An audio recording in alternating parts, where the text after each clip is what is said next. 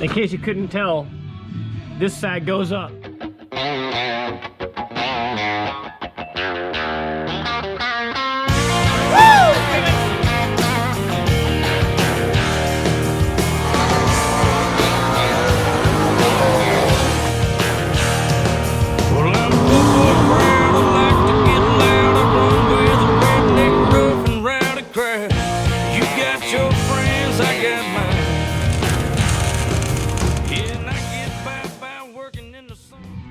Alright, so welcome back to a very bent and not broken episode of Cherezian Racing.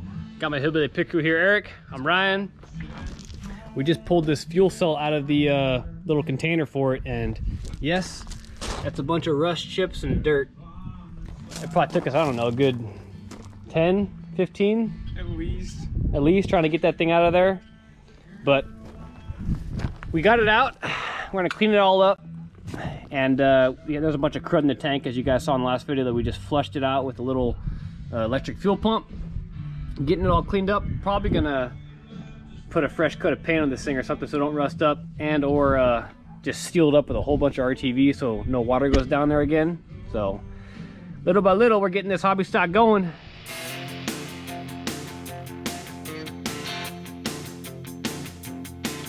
I was 3 days short of pulling out of Kingsport. I was headed down to Houston town.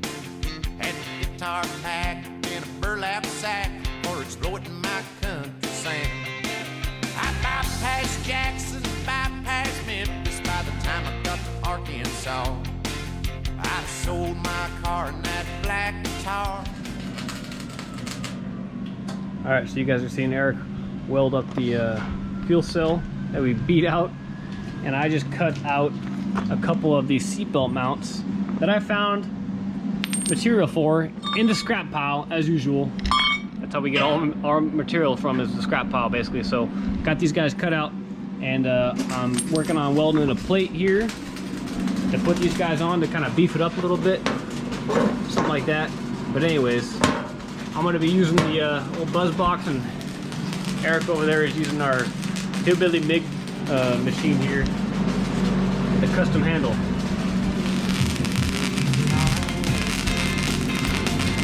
I pulled up to the neon sign on Highway 49. Shut the engine down, took a look. All right, I so just have some sparkly rust. that's fine. Look at that.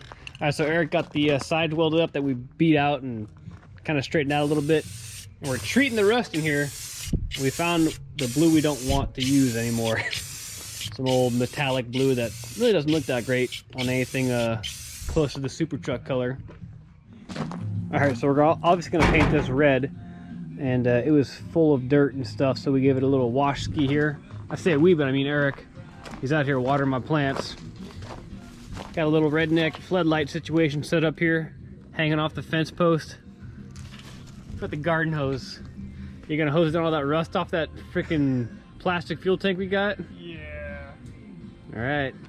She's getting shined up real nice. I'll show you guys what this paint looks like over here. Looks pretty cool for an old muscle car or something. Kind of like a metallic blue look. Definitely not a race car. All right, so while he's over there washing that fuel cell up, I got the grill going, barbecuing a little bit of corn, hot dog, hamburger situation. Some people call it grilling, some people call it barbecuing. I just like eating and drinking.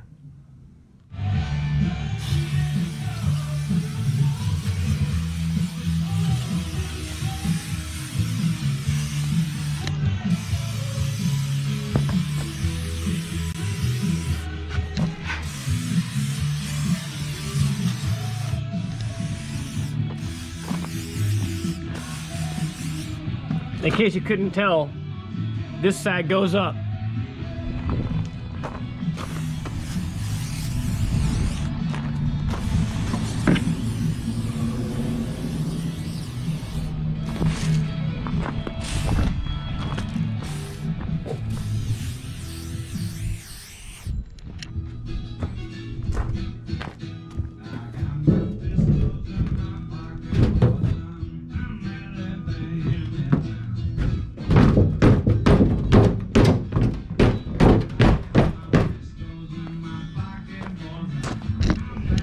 Man, that went in a whole lot easier than it came out.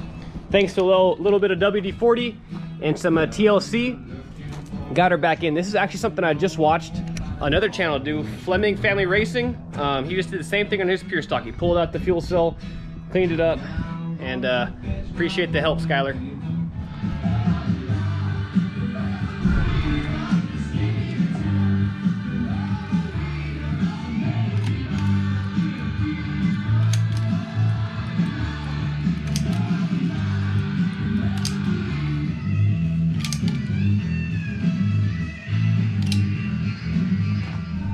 All right, so I filled in all the gaps here with a little bit of caulking.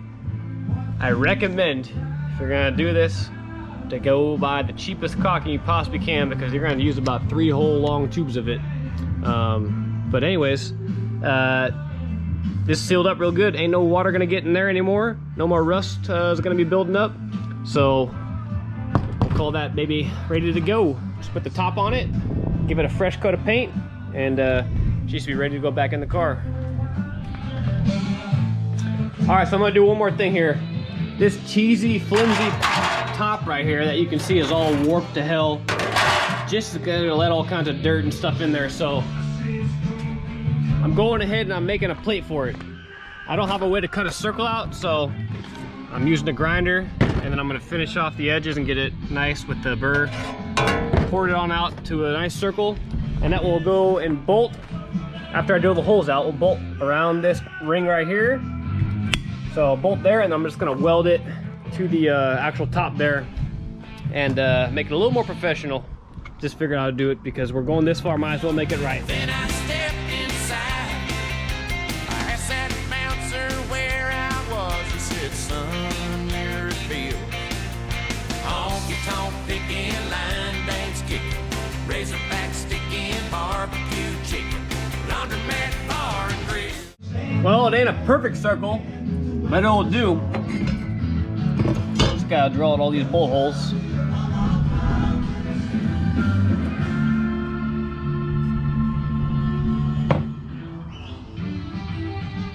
All right, so quoting one of my favorite movies, Heavyweights, sometimes in life, things just don't go the way you plan, and then you have nothing to show for it. Got this guy put on there, tack welded it in, pulled it off, started welding. As you can see, there are some serious issues. It turns out this piece is aluminum. The rest of the tank is steel. So anyways, you can't weld a steel plate to aluminum, at least not with a little buzz box right there.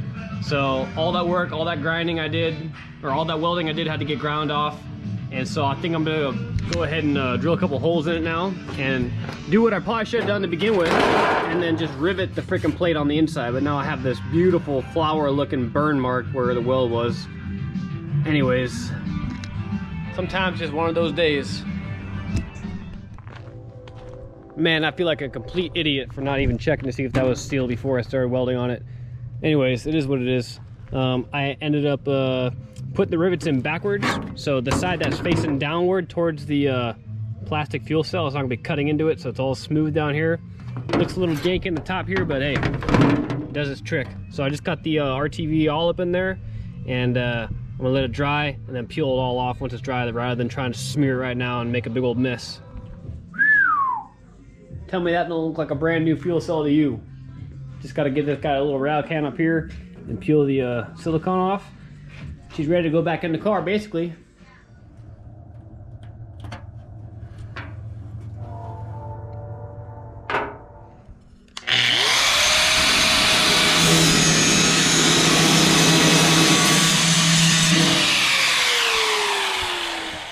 All right, so now all the RTV is dried and pulled off, I went ahead and I ground those little nubs off the back of the rivets here, so it looks somewhat decent. And she's ready for a little more red paint.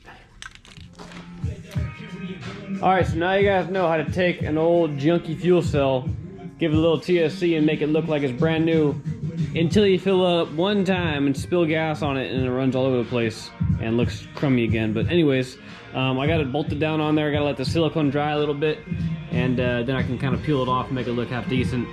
and then put it back in place. But anyways, that's pretty much gonna do it for this fuel cell little extravaganza video. Appreciate you guys watching as always.